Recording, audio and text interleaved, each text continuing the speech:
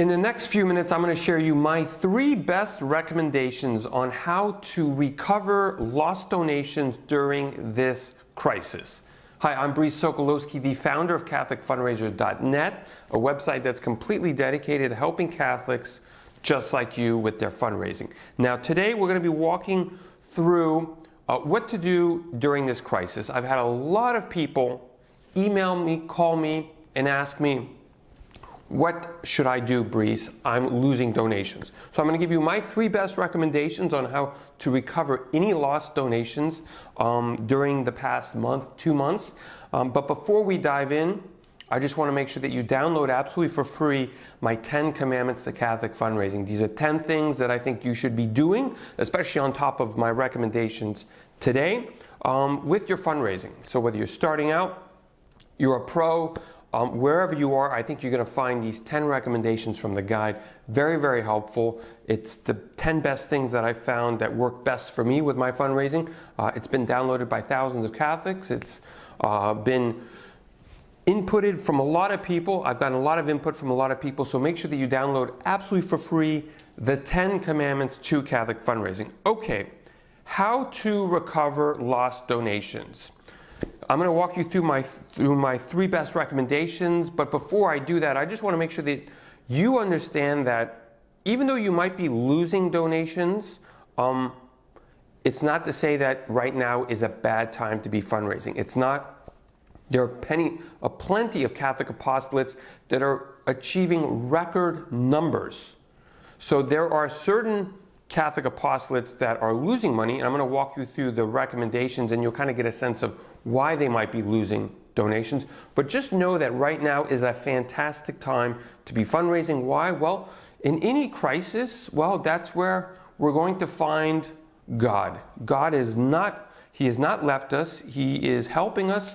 And it's not to say that He's only helping and raising money, but He's helping and making sure that the faith grows. And sometimes you have to look at, well, where is it? And I've seen many Catholic organizations that are being very successful in this crisis because they're spreading the gospel even further and not stopping. And it's this action that they're taking that's helping them with their fundraising. So what does that look like in practicalities? Well, I'm going to share with you my 3 best recommendations on how you can recuperate donations at this time.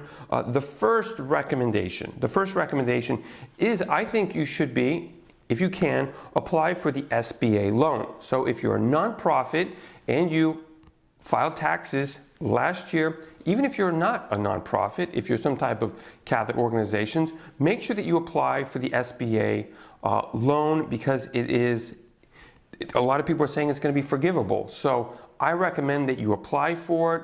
If you have any questions, I'm going to share a link in this vlog, in this podcast, on how you can do it. But I really recommend that you apply. It's really, really simple. You just need your accounting information on how much you were, depends on what type of loan you're applying for, but as of now, you can apply for a payroll loan, and all you need is your payroll details on how much you were paying people last year, and they will provide some type of support based on the numbers that you give you. So, and it's really easy to do. So that's point number 2. So that's point number 1. Point number 2, and this is where I was referencing to a lot of Catholic organizations are seeing tremendous success, is you've got to call people. You know, if you've lost donors, or you've lost donors are not donating, it's probably because they've had a disconnect with what you're doing. So you've got to reach out to them and say, hey, I want to let you know what we're doing, how we're coping with this crisis, how we're reaching out and we're not stopping our apostolate, which leads into obviously asking them to continue their support. So you've got to call people. And I know you're probably saying, well, I don't want to bother people. I don't want to ask them. And, you know, if you don't ask them now, you probably didn't ask them before. And that's more than likely why they kind of stopped, because when you ask, you get. So if you're worried about asking them now, you just got to get over that hurdle, because you know what? now is the time to at least be approaching your donors who have paused and let them know that you need their support. So get over the fear and call them up. The third recommendation is you've got to be taking online donations seriously. If you've lost donations during this crisis, it's more than likely because you've been very dependent on people writing checks, people handing you cash, people showing up. And guess what? Nobody's showing up anywhere. Well, for many, many years, many decades, the Catholic Church, and when I mean the Catholic Church, popes, St. John Paul II, St. Pope Benedict, Pope Paul VI, Pope John the 23rd, St. John the 23rd, have all really encouraged Catholic organizations to take the internet very, very seriously. We're seeing that now with live streams, which is great. A lot of them have, caught up with how to do it. But at the same time, when it comes to fundraising, you've got to take online donations seriously. So relook at where you're losing donations, and more than likely it's because they're not online donations. And you've got to get people on online.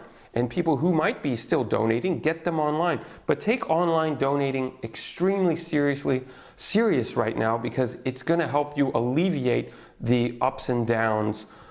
So that's my big recommendation as well. So that's all I have to say with this. I hope that you found this information helpful. Share it with a friend. Share it with somebody that you think would benefit from it. Let me know in the comments if you have any questions. Reach out to me at catholicfundraiser.net. God bless you, and I look forward to speaking with you next week. Bye-bye.